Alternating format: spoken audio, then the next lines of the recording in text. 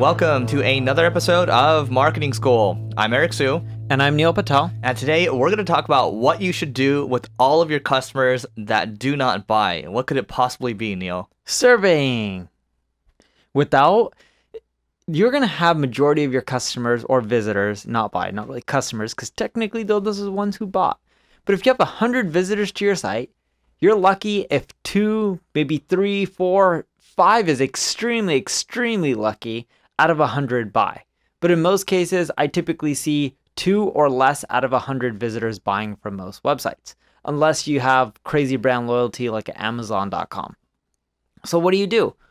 Well, yeah, you can look at your Google Analytics and it'll tell you where there's a drop off or if there's some issues with pages, but it doesn't really tell you why people aren't converting.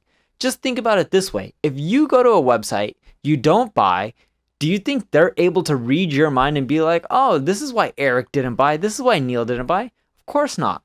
But if you survey your audience, you can get better feedback and understanding of why they didn't convert, and then you can make those adjustments and then boost your conversions from there.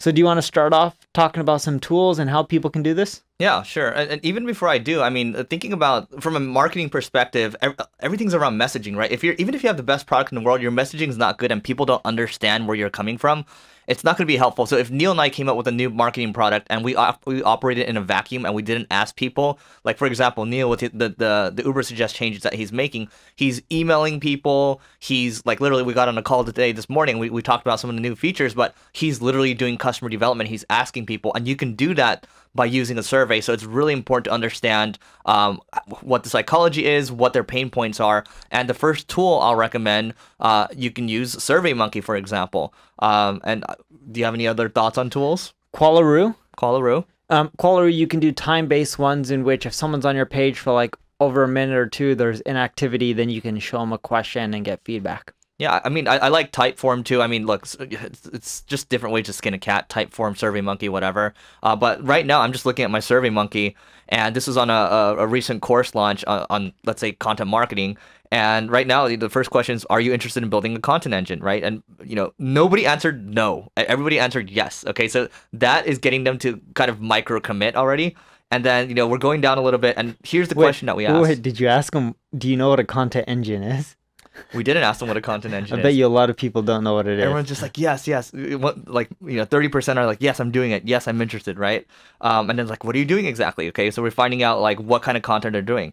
And then we ask them what's holding them back. So what challenges are they facing? So basically, they're just filling things out. It's not like we're right out saying, hey, come buy our stuff. It's like we're genuinely trying to learn. And the question I like the most here is the one on, were you considering joining the Digital XP Accelerator? Okay, so look at this.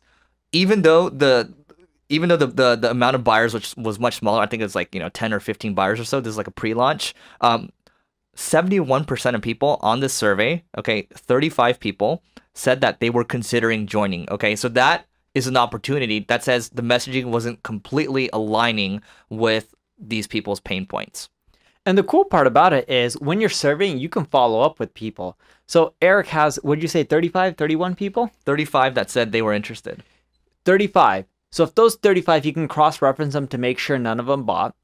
And then he can go email them, jump on a phone with them, and try to convince them to buy.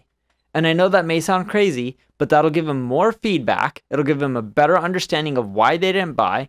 He'll convince some of them to buy on the phone because he's good at sales and it's a good product. And out of the ones who don't, at least he'll get a better understanding of how to adjust his messaging. Yeah, to Neil's point, I mean, that point, like, especially like when you're trying to learn and you're just launching, you want to, the learning is actually more important. You're not going to nail down your messaging right out the gate. Very rarely are you going to be able to do that. It takes a lot of refinement. It's like, God, I can't come up with a good analogy. It's like wine, okay? It ages with time. Yeah. All right. Anything else to add? No. All right.